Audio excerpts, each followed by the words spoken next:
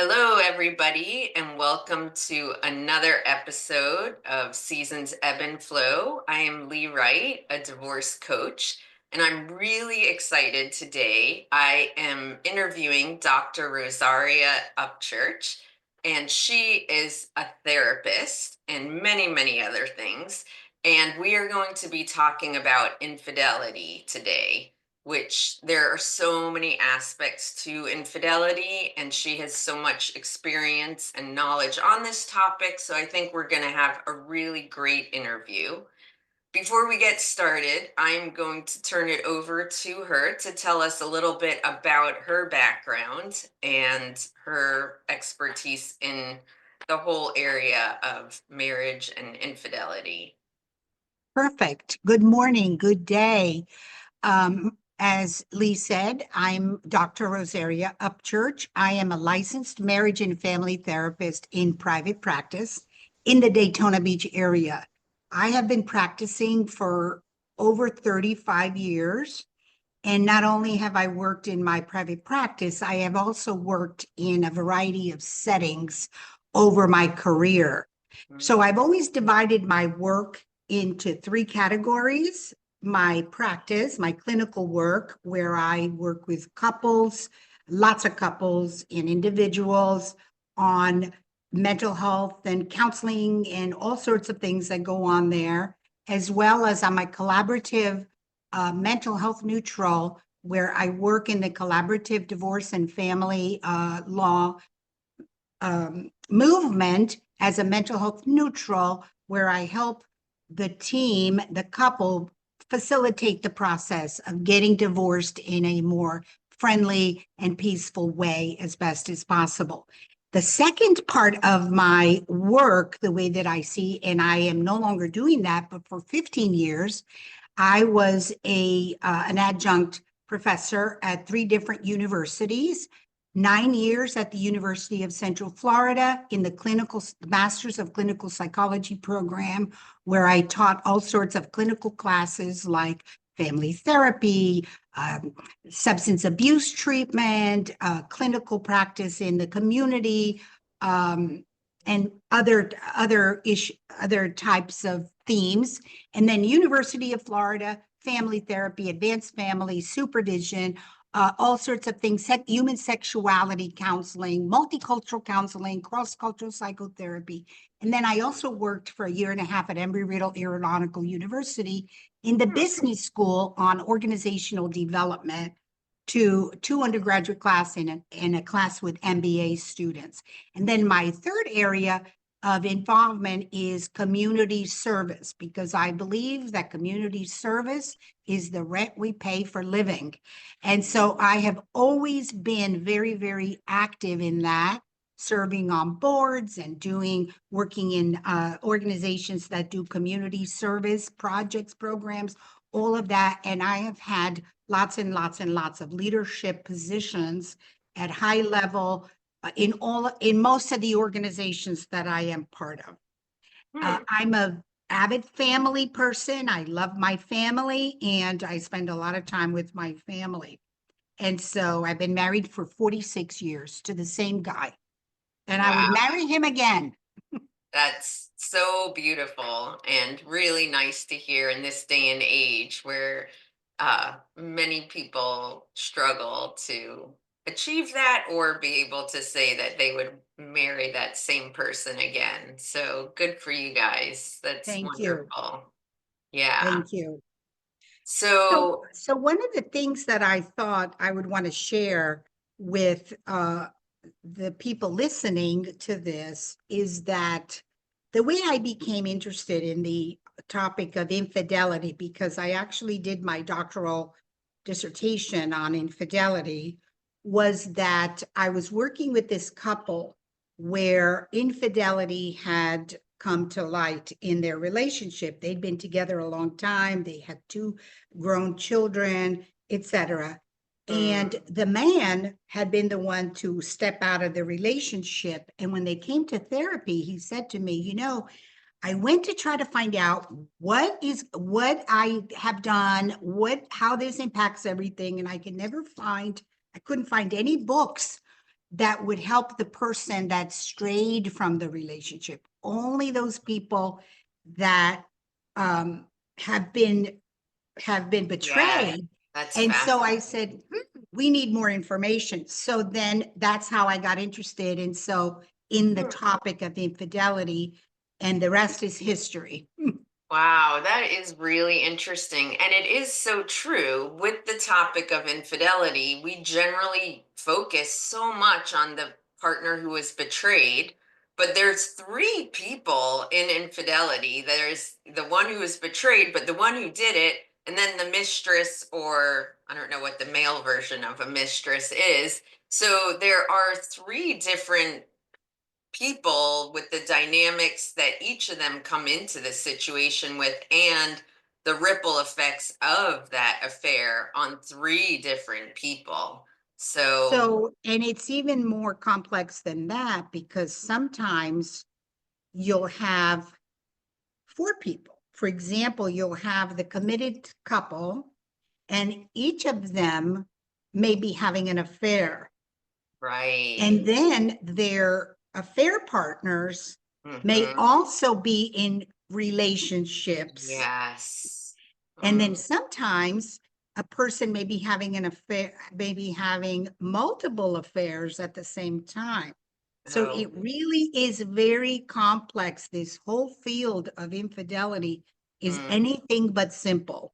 Yes, it's so true. And then the ripple effect is if the kids find out that one of their parents had an affair, the processing of that for them and the relationship dynamic, how that affects their relationship with their parent, like there's so many layers to it.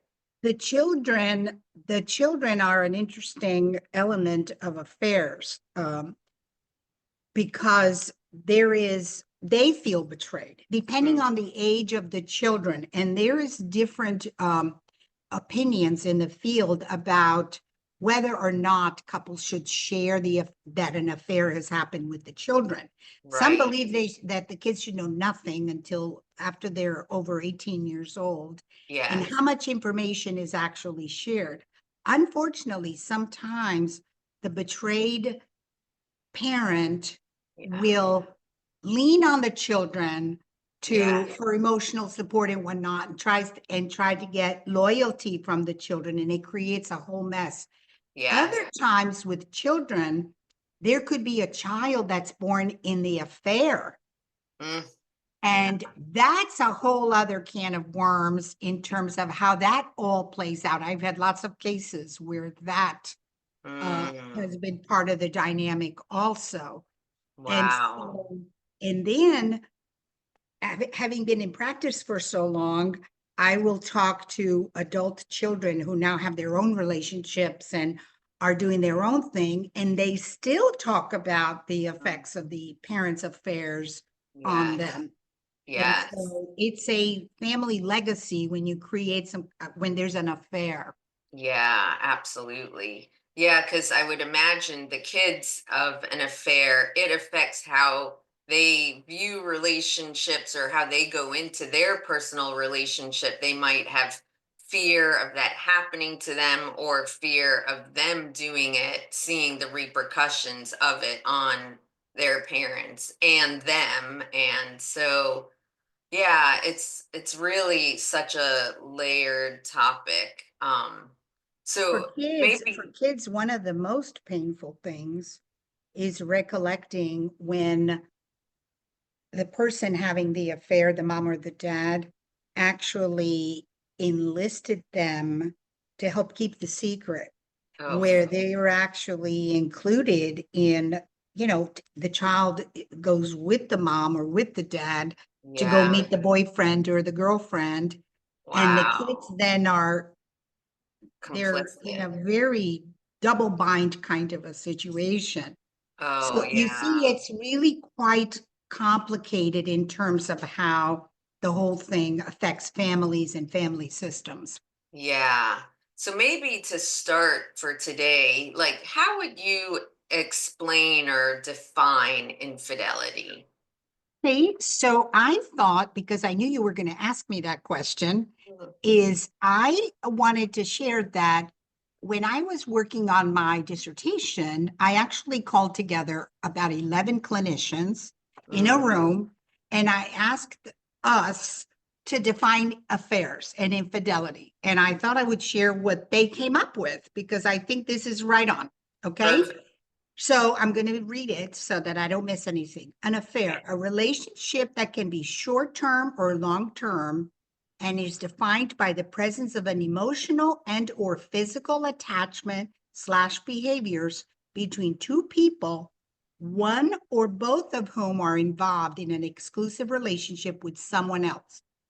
The affair relationship may include some or all of the following: secrecy, emotional intimacy, sexual chemistry, flirtatious or passionate kissing, petting, sexual intercourse, anal sex, oral sex, mutual masturbation, masturbation using the affair partner for visual and or in-person stimulation, or using pornographic materials, chat rooms, exchanging erotic pictures of self, etc. Without the primary partner's knowledge or agreement or endorsement. Okay, Mm, which yes, is very different if couples have a certain agreement about all of that. The absolutely. endorsement. The key to defining the relationship an affair is the fact that all or parts of the affair relationship remain a secret from the committed partner. Okay. Mm, It is an affair if it violates the contract that two people have about exclusivity in all of those areas. yes, yeah, that makes so much sense. Because, like, in today's society, there's so much conversation about a polyamorous or open marriage, and that the honesty or communication changes all of that, but it's the secrecy. The And secrecy, it's the secrecy or the not adhering to the contract that's made, not adhering to the rules. Like right, in polyamorous relationships, the couple may have an agreement that they're only going to, they call it play, they're only going to play together with other people. So if hmm, one goes and plays by himself or herself, he or she is violating the contract. So that's an infidelity. yes, yes, absolutely. And in that definition, you mentioned like chat rooms and or porn, and some people might say, oh, well, that's not with a person in person, or there's no emotional and physical touch, but uh, that is still considered infidelity. Well, I think you have to look at how it affects the relationship. Okay, there's a term that they use now. It's called micro cheating. Micro cheating is like it's not really cheating, it's just little things like texting, secret texting, or flirting. Okay, like those kinds of things, which we say, well, that doesn't harm anyone. Is that okay with your partner? What is your agreement? Would you be okay if your partner were doing that? Right. 17% of people that use apps online cheat or use them to cheat, to keep secrets from their spouses, from their partners. Right. When you say use apps, like dating apps All or yes, the apps that people use, even like other technological apps that they're doing, it might be right, like uh OnlyFans or something like yeah, that, or like where they're alternative paying. life, like Second Life, or some of the other types of communities that exist out there. So there's the element there that those Yes. are utilized for that. So it's very tempting. I can tell you that the landscape of affairs and infidelity conversations in my office has really changed over the last 10 or 15 years because now people are sort of like focusing on what they discovered, what they saw on Facebook, what they somebody sent them that they saw on this thing or that thing. Right. Yeah. And the whole question of, because I feel like trust is like one of the essential uh, foundations of a healthy relationship. and wanting to look at your partner's phone, um if there is that lack of trust, feeling like you have to peer over each other's shoulder and constantly wanting to see what's going on inside the phone, and if there's resistance to sharing the phone, that whole like dynamic that creates this constant battle of, should I look at their phone? Should I ask? Are they willing to share it? The micro cheating, like if they do text someone but it's really just a friendship in their mind, but in your mind, just them communicating with someone else, sharing memes with them or something could be seen as breaching that contract. Like the lines between one person's perception of a breach might be different than the others. So when you say that it might just be a friendship, that is an interesting statement because um, I remember this book that was a wonderful book called Not Just Friends, and that when Mm. people mention that something is just a friendship, they've been able to identify the difference between a friendship and an emotional affair. Because Yes. if you have that kind of intimacy with a friend where you of the opposite sex or the same gender, if you are gay or lesbian and all of that, Right. you may be reinforcing certain feelings that will emerge. So you really need Mhm. to be cautious about protecting your relationship. But the three elements that they discovered that differentiates a friendship from an emotional affair Yeah. is if there is attraction between both of them or one towards the other, if Right. there is secrecy where even though the committed partner knows about the friendship, there are Mm. parts of the friendship, like if there's flirting going on and all that, that the partner does not know about. And then the third one is intimacy, where the friends are sharing things that make them intimately close emotionally and whatnot that they're not doing with their Yes. committed partner. So if you have those elements, you may be in an emotional affair, not just a friendship. Absolutely. I think And that's so helpful to have clarified that. And I think that the intimacy part, like sharing personal uh feelings or challenges with that friend that you're not sharing with your partner, or you're using that person as a support mechanism instead of your partner, so you end up growing closer to this friend and your partner feels disconnected because you are not connecting with them on that more emotional level over time. that's correct. And sometimes some scholars would say that that's also true of therapy. When clients go to therapy alone, if they are in Mm, a committed relationship, that what that therapy does, it kind of creates that emotional bond and connection mm. where that needs to happen with the committed partner. So Oh, is it really, is that a good thing or not a good thing to go yeah, have this intensely connecting relationship with right. your therapist and your partner is on the outskirts of that? When That's you talk to, interesting. I never thought of that. well, And it's food for thought. yeah, absolutely. Um, and the thing is, I feel like it's so there's so much gray with the concept of infidelity, because it is important for us as human beings to have many relationships in our lives with for different areas of our lives. And Esther Perel talks about how in generations past, people had a village and they could rely on so many different people. They lived close to their family, friends were generally in and out of their lives more regularly. And so they weren't expecting their spouse or partner to be everything, their best friend, their therapist, their uh, sexual partner, they're running the household, they're managing the kids. They had help with all of those things. And she says the pressure of having this one person be everything for you is part of can be such a strain on the relationship.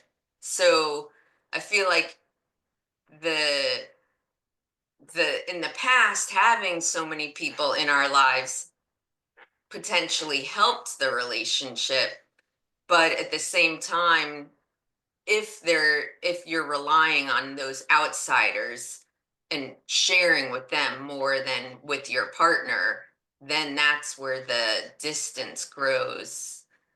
And So there's a sort of a rule, if you will, that if you're sharing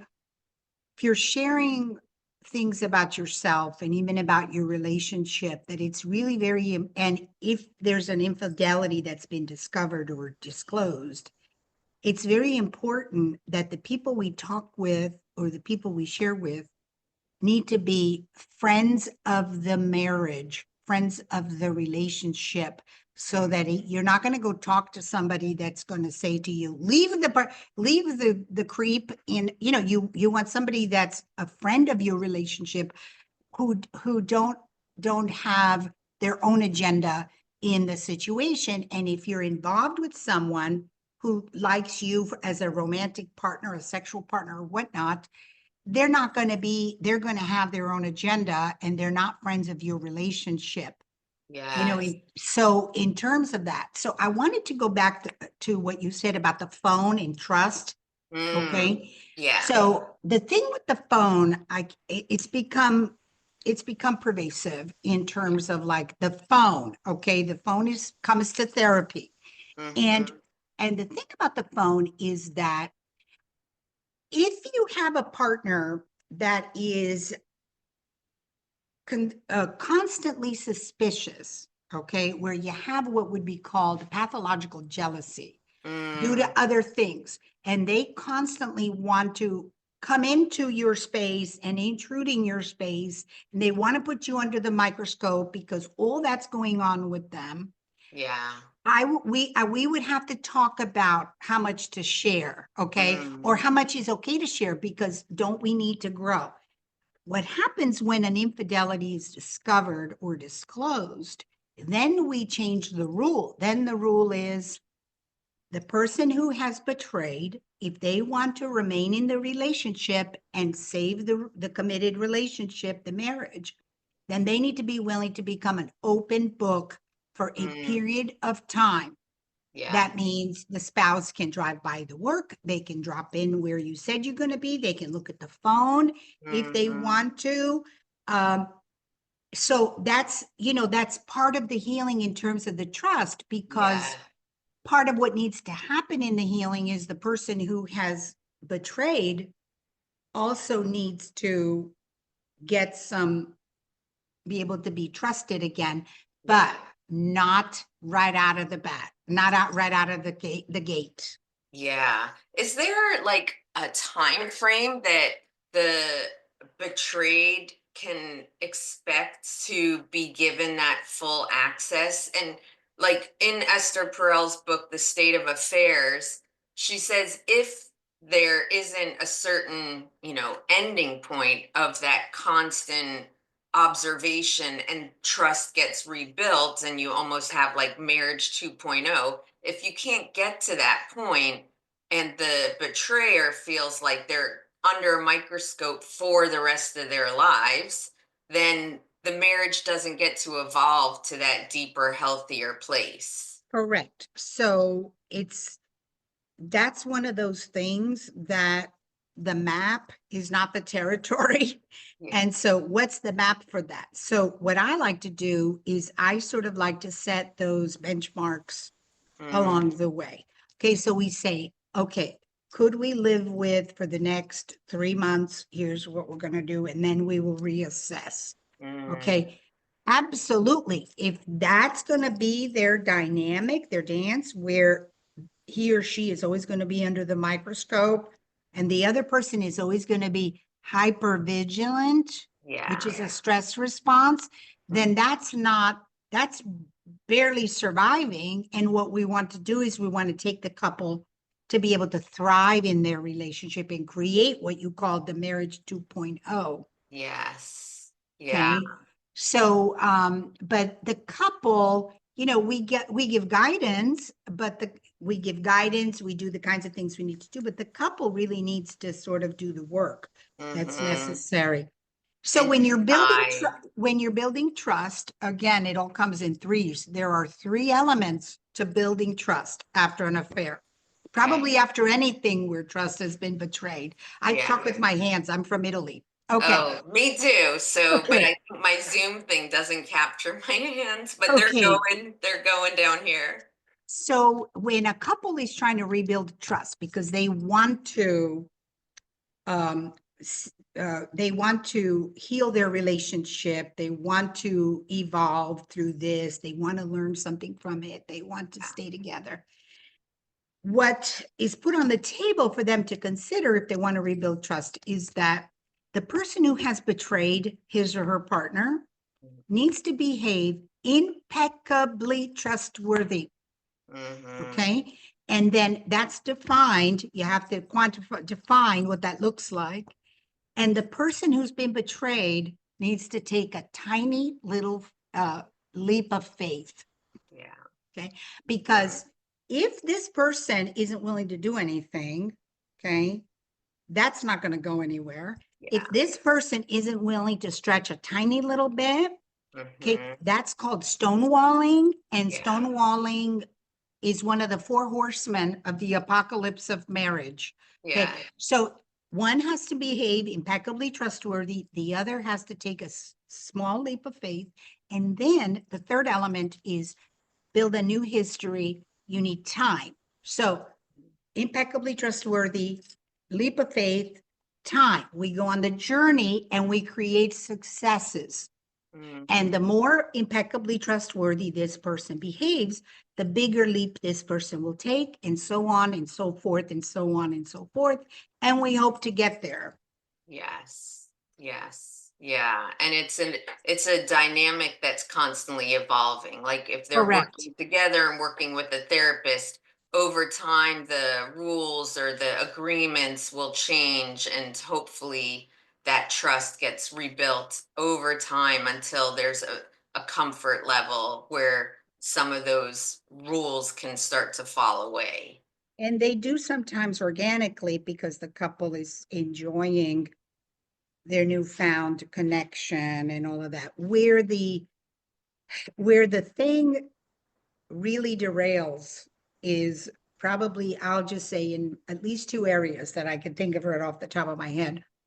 One is that the person who has betrayed his or her partner is unwilling to stop seeing the other person. Yeah. Okay. That's an essential element of rebuilding trust. So if they say they are going to, and I don't know what percentage I would get it, but I can tell you that typically Mm-hmm. 80% of people don't stop right away. It's like an Right. ordeal to get there. So Yeah. they don't do that so that they then continue to create wounding and Right. trauma. The Yeah. other is where when the discovery or disclosure process is underway, Mm-hmm. okay, which by the way, disclosure is better than discovery Yeah. because when the affair is discovered, the person that discovered it feels like the only reason the other person wants to continue is because they got caught. Sure. Okay. Sure. So, but when you're doing the discovery and the disclosure is that new lies are told, that Mm-hmm. information is held back that needs to be shared. Yes. Okay. And so what happens is you don't rebuilding trust if you are too precipitous with it. If you're trying to do it too quickly and you haven't done the full Monty of what you need to do with the disclosure, Mm-hmm. then it's going to really set you back when something new comes up. Okay. Yes. So you want to make sure that both people are satisfied with what has been disclosed. Okay. Now, that has its own dance because the person that's been betrayed frequently is like a prosecutor interrogator. Yeah. And the other person, they talk about it once and they want to be finished if Right. they give you enough details.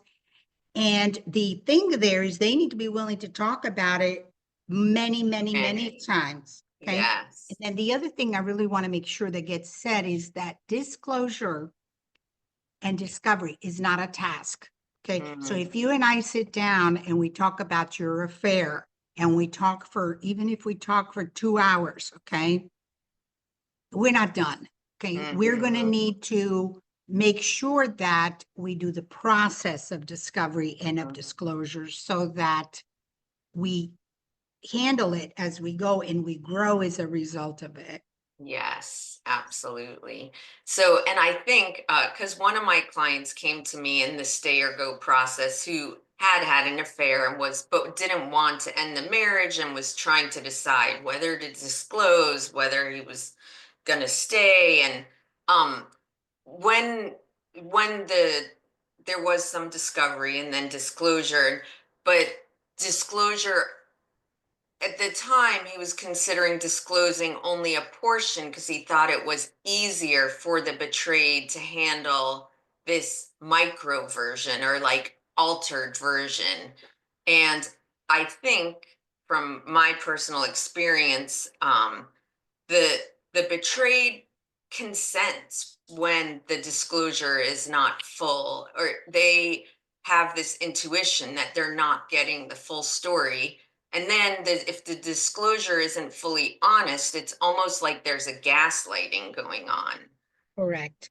And so in terms of that, that's not cut and dry either, because I Yeah. will tell you that many scholars and clinicians, and I am one of them, that believes that every detail about the affair should not be disclosed. Yeah. Because what happens is that um, some certain things get imprinted in the other person's brain, and Yeah. they just are there to haunt, and the details make very little difference Yeah. about the situation. The Mm, bad news, anything that's bad news that happened, yeah. needs to be disclosed. Okay. Yeah. Anything that's bad news needs to be disclosed.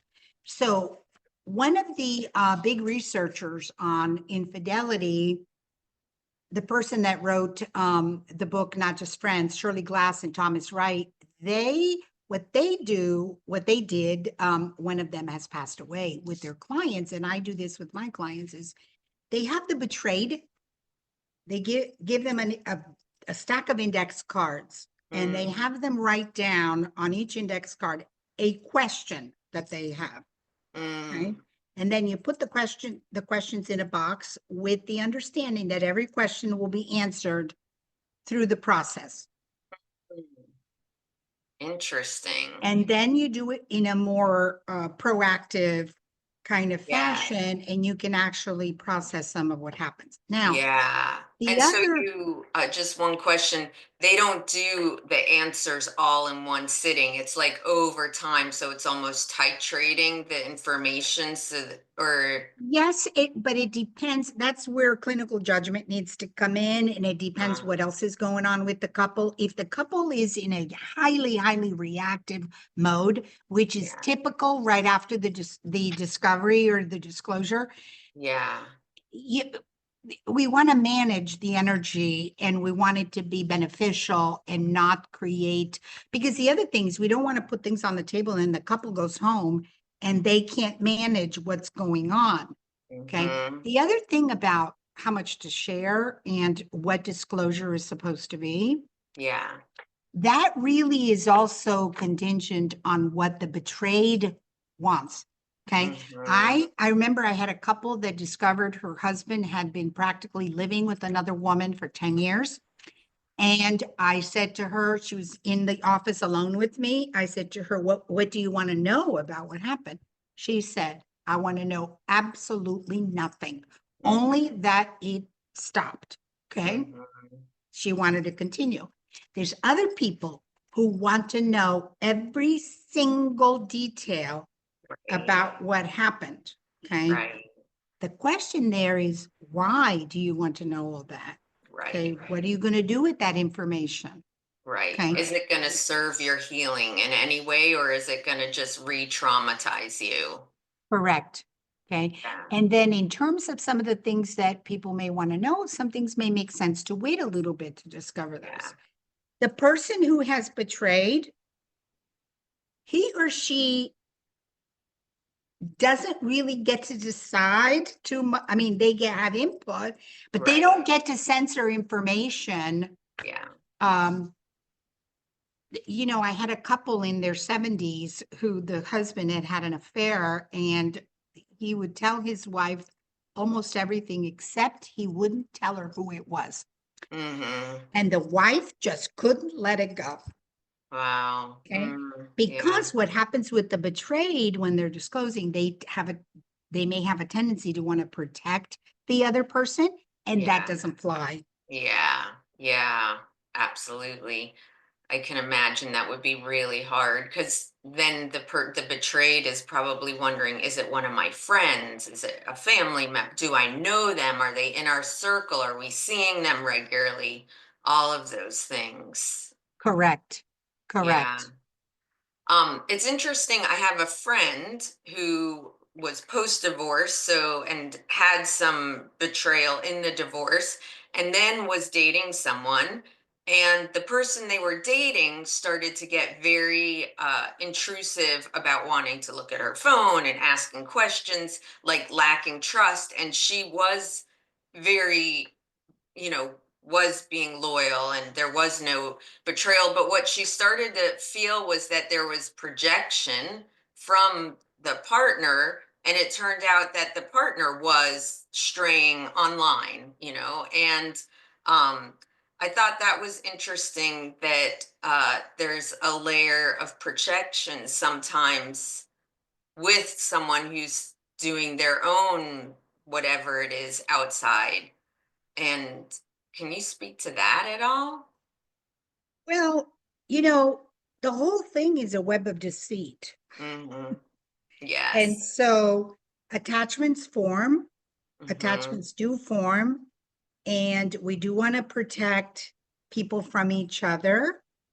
Okay. And so the projection, often that's why you want to look at whether there's what is that person bringing to the table? If there's this intense jealousy that tends to be there, or Mhm. if they're doing something and they are projecting it onto other people, so they accuse their partners of doing all of that. Like Yes. those kinds of things happen and they're very hard to prove or disprove. Yes. Okay. Yeah. So, the other thing is, this affair doesn't happen independent of all the other things that are going on in the relationship. Yeah. Sometimes the affairs are going on with sisters and mothers and Mm. daughters and brothers and all of that, Yeah. bosses and all that goes on. So it's really quite intricate how we manage our own feelings about things and what we make up about it. I mean, we're not Right. always congruent with what we think with what we do. Yes, You know that absolutely. 91% of people disapprove of affairs, but 40 to Right. 50% of people engage in them. Yes, exactly. So it is that incongruence with this is my value system versus this is what I ended up doing. And then there's that self loathing or questioning how could I have broken this value system that I say I believe in? And, I think that speaks to the human condition of, we are not perfect and betrayal is terrible, any form of it, but that does happen even with good people. But it's, I think, a lot of how you handle it and working with your partner if you want to stay together, the honesty and being willing to rebuild the trust is really like crucial. If the person who betrayed doesn't want to step into all the responsibility, or then it makes it so much, it's so convoluted though, because if they are trying to rebuild and the betrayer feels like they're doing everything in the agreements to rebuild, but then the betrayed feels like periodically they want to punish and just bring it back up, or yell at the betrayer, which then pushes them back apart. Like, part of sometimes it seems like the dynamic in the relationship that led to the one person potentially straying is that maybe there was a distance or a lack of connection, which then made it more tempting to stray. And as Yeah. they're feeling that, when the wanting to punish the betrayer through the healing process creates that distance again, that might have been what led them to consider looking outside. It's an interesting feedback loop that goes on inside of that space, Yeah. because sometimes people have affairs because they want to remain distant from their couple, every family, every relationship has its own comfort level for emotional distance. Mm, Okay. So if people start to get to, if one goes like this, the other goes like this, so yeah. that you've got, so the two people collude in keeping that emotional distance what it is. Okay. Mm, So if they're getting closer, they may be uncomfortable with that situation. mm, And so they will do the dance that they normally do to keep their emotional distance at what it is. That should come into the sunshine for them to look at that, because if they really want to be close, they yeah. have to be willing to face the fear of being closer. So some Yeah. people have affairs to help them remain distant in the same way from the spouse. Yeah. Other have affairs because they are conflict avoidant. So they're frustrated in the relationship, but Hmm. instead of working on it with their partners, they go and they find solace elsewhere. Okay. Right. The One of the things that is kind of maybe a little surprising to hear is that sometimes when the betrayer sees the reaction of his partner who's been betrayed, and they are so upset and they are so heartbroken and so devastated and crestfallen about the whole situation, they are truly shocked Mm. that the partner is reacting that way, because they thought the partner really didn't care about them. Wow. Yeah. So I like to say to clients, the affair is really not about the other person. It's the lover. It's Yeah. about who we are when we're inside that space, how we feel when we're inside that space. Right. Okay. Right. So we The really feeling have to, that they get of either like safety, like sometimes I think in long-term relationships, the vulnerability gets scary. And with a stranger, it's easier in some weird way to like do or say things or ask for things that you feel like in the marriage dynamic relationship they might be embarrassed to say, this is what I want to try, or I have an correct. interest in this. Yeah, they're not willing to take the risk. Also, let's not forget that affairs are fantasy relationships. They're not rooted in real life Hmm. stressors. And Yeah. so, because and that is evident, because when for example, there's a study that says that when men leave their wives for their lover, only about 5 to 10% of the time do they marry them, Mm. and then the divorce rate in that relationship is between 75 and 80%. Wow.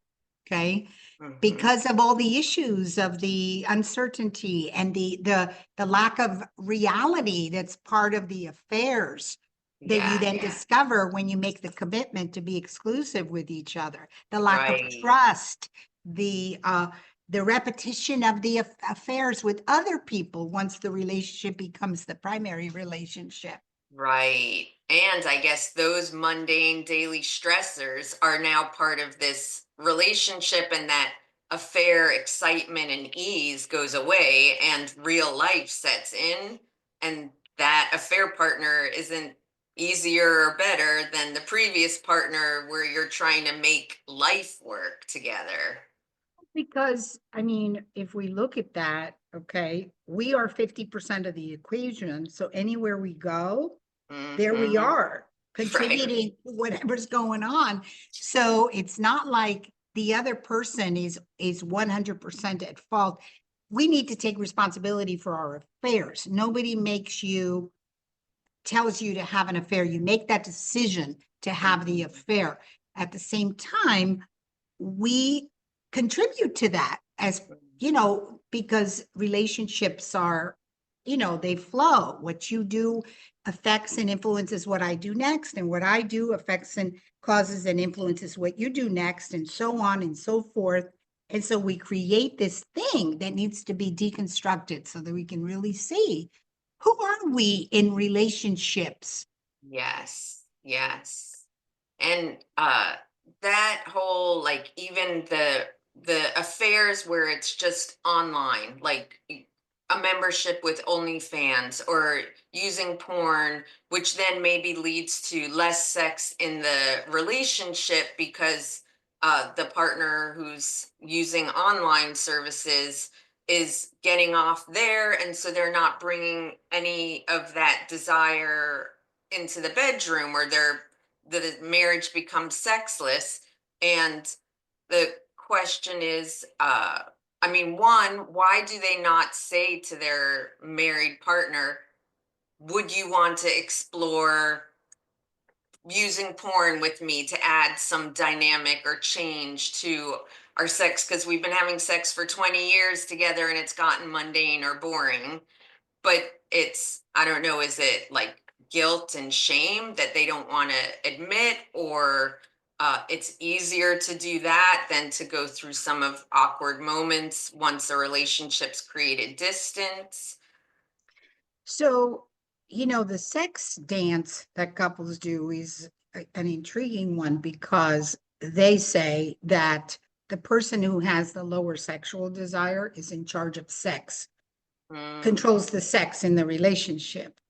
I think that people are inhibited about talking about sex and what they want. In fact, I remember reading an article not long ago that said sex being the most intimate issue in a marriage is the mhm. less talked about issue in the relationship. Yes. Okay. So people don't feel free to it. So they may feel guilt and shame about doing it, especially if they grew up in highly religious homes, or in Yeah. a society where sexuality is really not something we want to discuss and look at. Also, Mm, they're afraid that they might be shamed, rejected, labeled, or otherwise. And sometimes they are. Okay, yes. sometimes they are. So there's um, some men, for example, say that they could never ask their wives to do some of the things they ask their girlfriends, because their wives are mothers to their children. So Um, they're not allowed to be sexy, vampish woman. She has right. to remain, the mother of the children. So we're not going to go there Yeah. with them. And so in recovery from an affair, part of what is talked about is sex and intimacy and all of that. The healing from an affair can take anywhere from 1 to 3 years post discovery. Okay. Okay. So people think they're going to be back on the program in a month or two. That's not the way it happens. The first 1 to 3 months is called the roller coaster stage of discovery. It is like a roller coaster with Yeah. feelings and ups and downs and this and that and the other. After the crisis is stabilized, then there's a period of quiet. It's called the moratorium of quiet, where the couple is just thinking, sensing, exploring whatever it is that maybe they're doing nothing. Maybe he lives Yeah. there, she lives there. And then after that period of time, which can take another 3 to 6 months or shorter, depending on the couple, comes the restructuring, which is either really working on the relationship issues that need to be addressed or working on the divorce. Mm, mm, yeah, that makes a lot of sense. And then healing, I've seen around a 2 years post-divorce, post-discovery seems to be where couples really move into saying, I'm glad we stay together and we're working on this when they're both genuine about what's going on. Right. Yeah, and I think setting that expectation that this is a process that is going to take quite a lot of time. Are you both willing to do the work and expect that this won't happen overnight is part of the agreement when they first start to come to therapy or work on the healing process. Yeah, so, one of the things that's suggested in the treatment is to sort of ask the couple, are we doing marriage counseling, divorce counseling, or ambivalence counseling? Okay, Right. ambivalence is we don't know. We don't Yes. know what we're going to do, but we're going to explore that. And then Mm-hmm. there's a model of therapy called discernment counseling, uh, which is very specific to helping couples, both members of the couple, to discern whether or not, before they start this heavy duty marriage counseling, whether they're willing to do the work Mm, that's necessary to get to the other side. Because if one person has zero interest in doing any work, yes. unless they both want to just go back to the status quo or whatever, which sometimes happens, Yeah. and that's their choice. Yes. Yes. Okay. I like So that discernment counseling. It makes a lot of sense because why start to go through therapy when we're both not in it? Like gonna it's gonna fall apart. Or yeah, and so it's not about not being in it. It's more about not willing to do the work. yeah. Like going into a wide eye, like you actually identify the kind of work that you have to do and all of that. So to like sort of like say, yes, I want to do it. I want to do it. Or some people just say, no, I don't want to do all that. Mm-hmm. Right. That's too Right. much work. I had a couple say that to me. I don't want to do that. Yeah. First he said he did, and then he came back the next session. He said, I thought about it. I do not want to do any of that stuff. Mhm.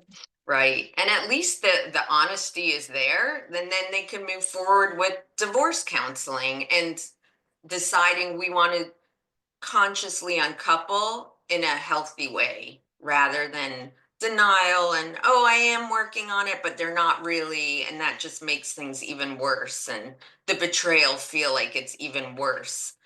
um Correct. because it's almost like a continual betrayal of oh I do want to work on it but they're not doing any work, and so they're not sticking to their word there again.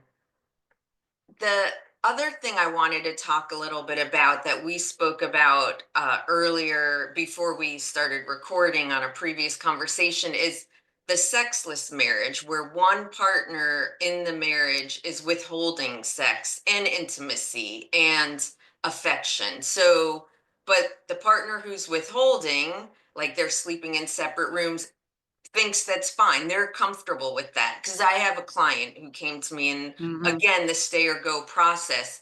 And you had talked about how that is a breach of the marriage contract as well. And can you speak to that a little bit? Yes, I do want to tell you the name of a book that might be helpful to you. It's called The Sex-Starved Marriage by Shel Winter Davis. Okay. Okay. It's all about that dynamic. So if the agreement in the marriage is that they are going to do they're going to engage in the two bonds of committed relationship as identified by John Gottman, who's a guru in the area of Yeah. marriage and all that, is the friendship bond and the erotic/romantic bond. Mm, Okay. If you're contracting with each other that you are going to be the exclusive providers of the intimate friendship and the intimacy that is part of relationships, which is we all consider to be healthy parts and all of that. If Yeah. if the relationship has no sex and both partners agree that Mm, that's okay, that's not yeah. a problem. Yeah. Okay, that's not an issue. When it becomes an issue is when one partner changes the contract of the relationship, but Mm, still expects the other to adhere to the contract. Okay, right. you cannot shut down the kitchen and then get mad at your spouse for eating breakfast at a different diner. Right. Okay, now, that's a dilemma in terms of like they need to look and see whether they can mitigate this separation, this disconnect that has happened. Sometimes when you have one partner who has no interest in sex at all, the word withholding implies evil intent. If we're Mm, saying does not want to participate or mm, maybe is uncomfortable participating, unless they're withholding for a particular reason to, punish their mm-hmm. partner or something. But typically that's not what happens in typical relationships. So that if there is an issue with that, for example, if that person may have a condition it's not in the DSM, but it's been identified, it's sexual anorexia. Okay. Mm, So sexual anorexia is rooted in childhood trauma. mm-hmm. Frequently, it can be childhood sexual trauma and whatnot. If there's an issue there, that couple needs to sort of like look at that and see whether that's an issue that Right. can be resolved. So the other partner, you would say, okay, if this woman or this man isn't providing sex for 8 or 9 years, why are you still hanging around and haven't done anything about this to change Yeah. it? Okay. So Yeah. then we got to look at that issue to see what is going on. In Mm-hmm. some ways, that's a deprivation. That person is being deprived. It's almost like a form of emotional abuse. Sure. Okay. Absolutely. But Yeah. then you have to say, well, is it? What else is going on? Okay. Right. So those are some of the issues. And sometimes couples will go to sex therapy when all that's going on. And Mm-hmm. so um the fact that the wife is not engaging in sex may be a useful piece of the narrative when the couple finally comes up with what the story about their marriage and the affair is, because we need some kind of a story that makes sense of what happened. Okay, what happened? Right. And then what do we need to do to affair proof our relationship? And do we want to continue the relationship? Like, why does this woman want to remain in the marriage? Right. I mean, Yeah. why does she want to remain in the marriage? Mm-hmm. Financial security, religious vows, the children, what's the deal? Yeah. Yeah. And I think that another dynamic that I've seen play out is if the man has any ED issues, that, and a lot of times that's not something they want to talk about or broach or deal with, like they sweep it under the rug. And that again creates that dynamic where it becomes uncomfortable and they just do it less and less, and then again it's this like breach of contract in some way, and they get to like this point where it's just, it feels Well, like there's no return, or then the other person looks outside, and it's really it, I think sex, the topic of sex, being able to talk about it in a healthy way is so important for couples, for the longevity of the relationship. yes, it is extremely important, especially if it's important to one of the two people Yeah. in the relationship. But there's a lot of shame around sexual needs, sexual desire. There's also a lot of ignorance in terms of like people just not understanding what is happening, like if you have erectile dysfunction, a lot of men feel like they are less than, because that has happened, even though that is quite typical as men age and Yeah. they go through their andropause, which is the male equivalent of menopause, and Mm, different things happen, their bodies change. And yeah. so they may need, for example, they may need more stimulation during the sexual Mhm. act, or they Right. may need a little pornography to look at it, in terms of getting the situation.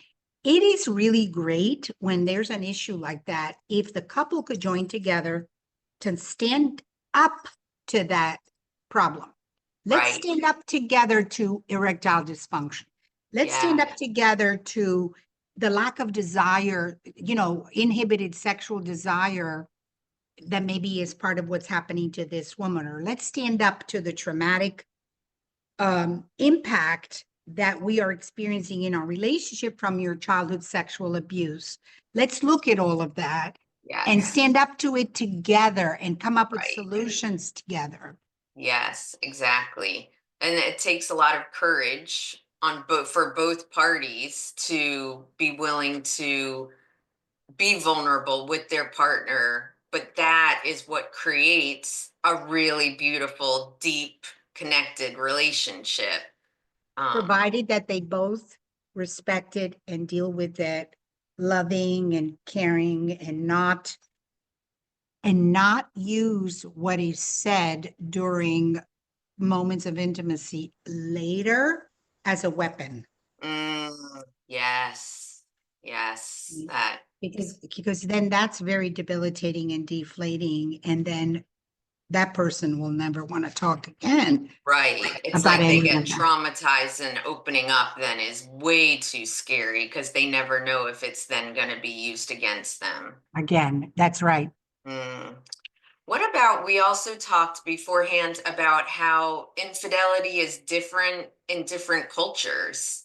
And in some places, it's kind of just seen as part of the marriage dynamic, and it's not something that people would consider ending a marriage for.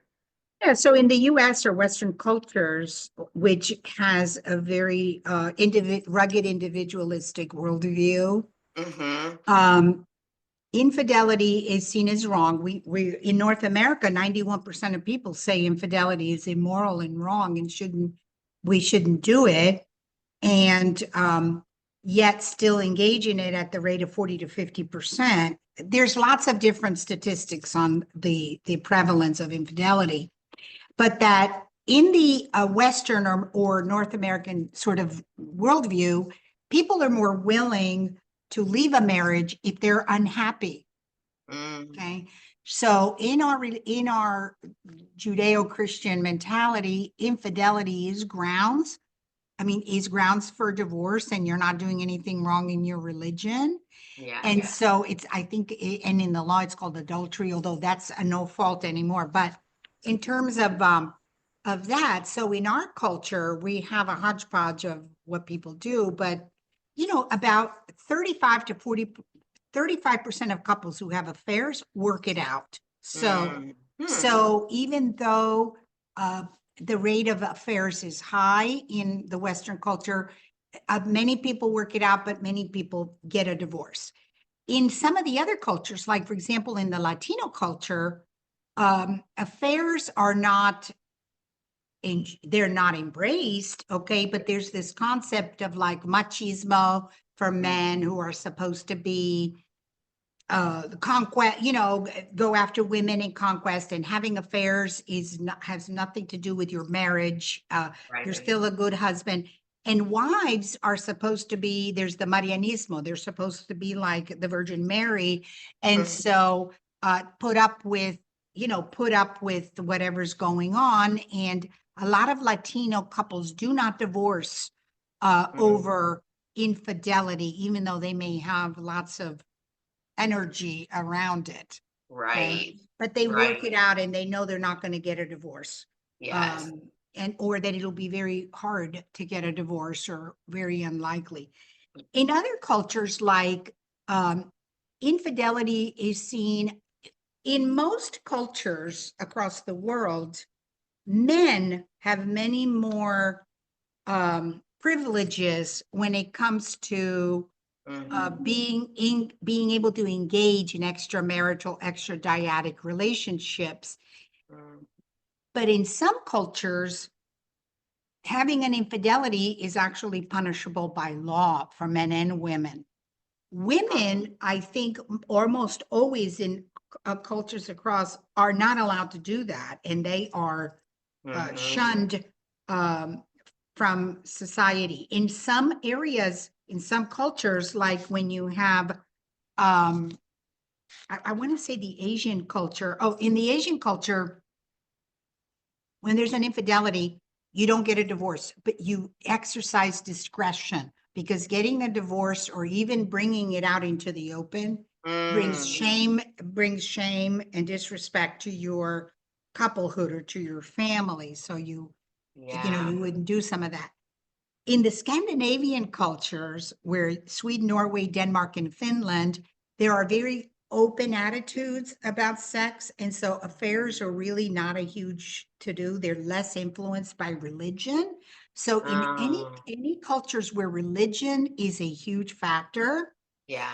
infidelity is looked upon as not such a good thing. It's Uh, immoral, it's not acceptable. But in the more liberal cultures like the Scandinavian countries, there's a more open attitude about sex and what does it mean to have an affair and should you get a divorce? No. mm, And it's okay to have marital arrangements. We're married in name only. And I mean, a lot of cultures, like some of the more strict cultures, like in the Middle East and all of that, people don't get a divorce. They just sometimes just the woman is punished and maybe right. jailed or and the man. So it's really there's a lot of different worldviews about Mm, it, but typically it is the attitudes towards affairs is rooted in religious law. yeah. So Yeah. the more religious a culture is, the more infidelity is shunned. And then the Mm, other thing is gender. Males still have more privileges to be able to cheat than women. Um, Not so much in the US, not as much in the US anymore. Women are catching up to the statistics about infidelity. yes. It's so true. So I have one more question. We Okay. could talk all day because it's fascinating and you have so much great information. I would potentially like to do a follow-up and talk about infidelity and the children and children at different ages. But Okay. my last question for today is more related to the mistress or the affair partner, that impacts on them as how they see their role in an affair, or just any insights you have to that third party. Okay, so the other man, men are a little different than women. I think women are more used to being the other woman than men Mm-hmm. are. Okay, Yeah. but I've had my share of men who are the other men. Okay, is the other person. But like when you have the other person, and I've had my share of the other women in counseling. Um, Sometimes a woman gets involved with a guy and she doesn't know that he's married or that Mm, he's in a, a relationship. committed. So Yeah. by the time she learns that, she feels like she's already on the hook. Yes. Okay.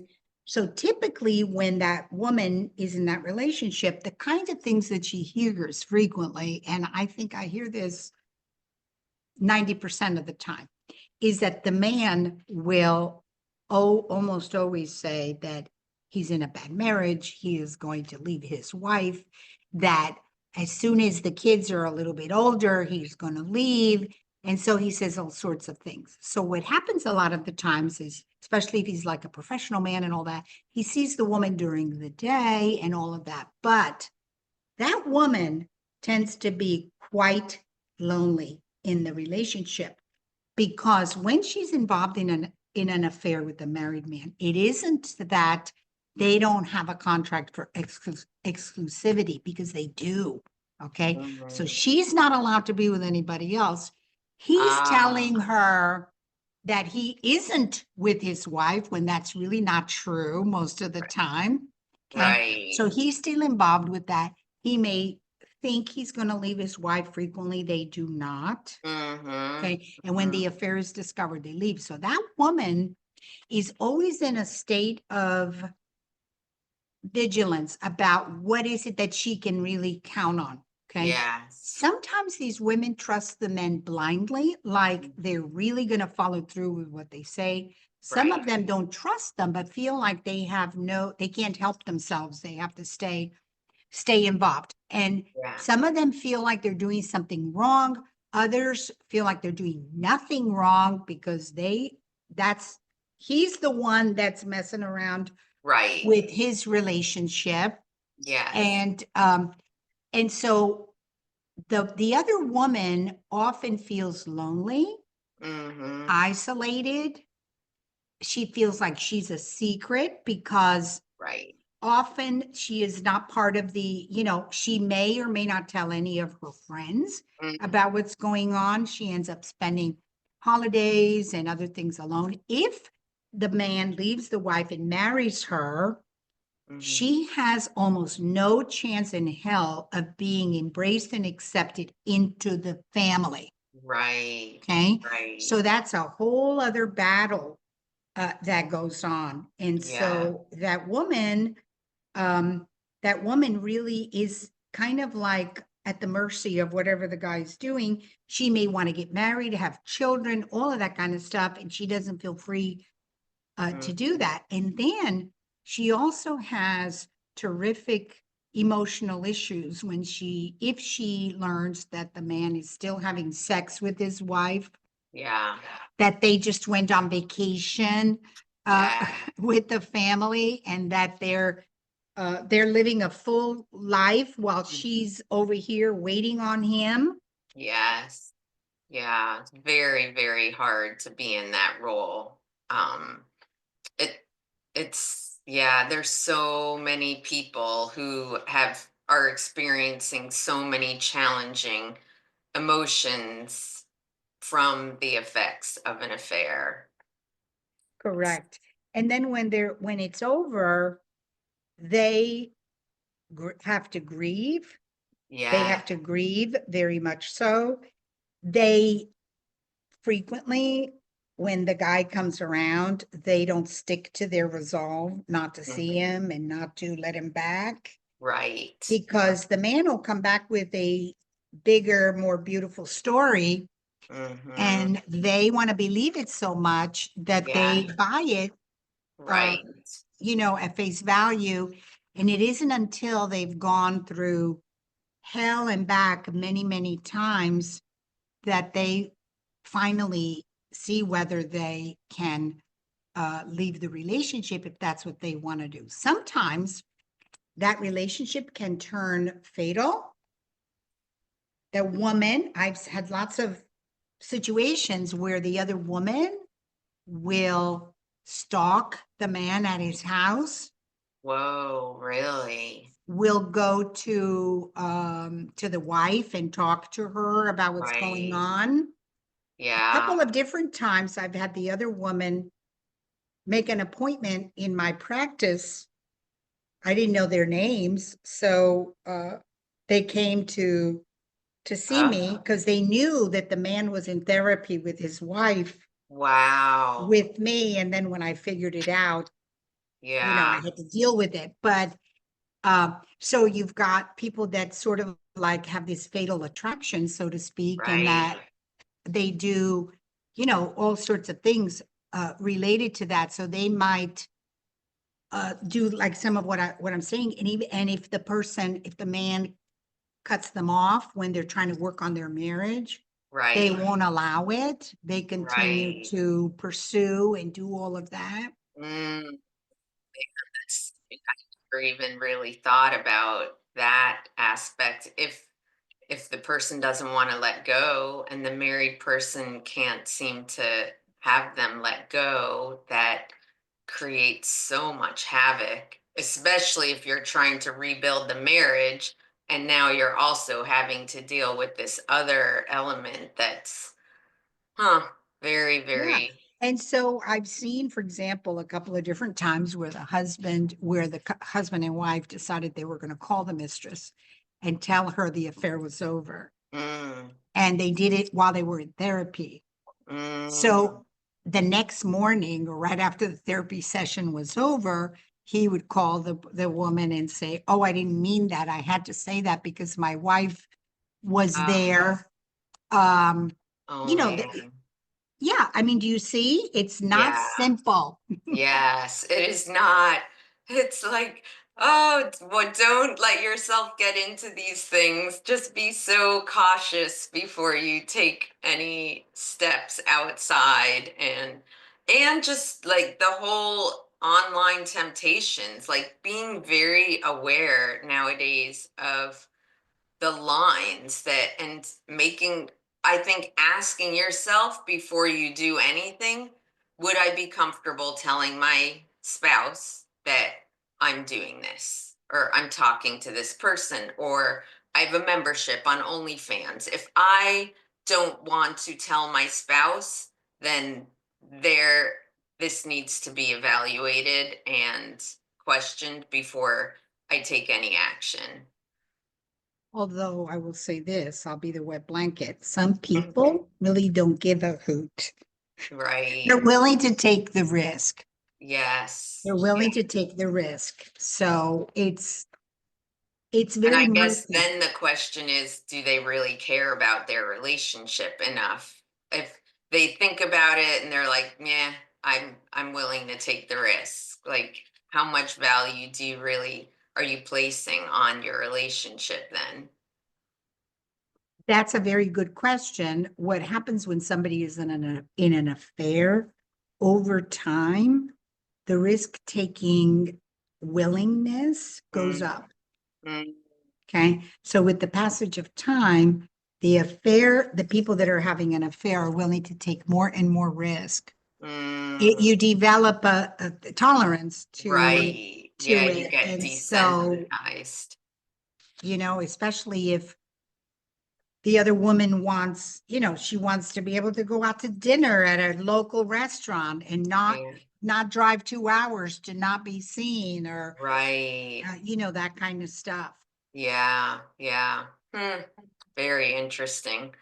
Well, Rosaria, I am so grateful for your time. This, like, such wonderful information for people who are trying to process or understand or make sense of infidelity. I think this has been really helpful, and hopefully we can have a few more interviews because there are so many topics that we talked about beforehand, but I really, really appreciate you Okay. doing this. And You're welcome. It's been fun to talk about this. It's been a while since I've talked about affairs to this extent, all in one spot, right, But right. Yeah, this is your dissertation. on a very positive note, I do think that people can work through the trauma of infidelity, whether to have a renewed relationship Mm, or to have a, a, a separation or a divorce that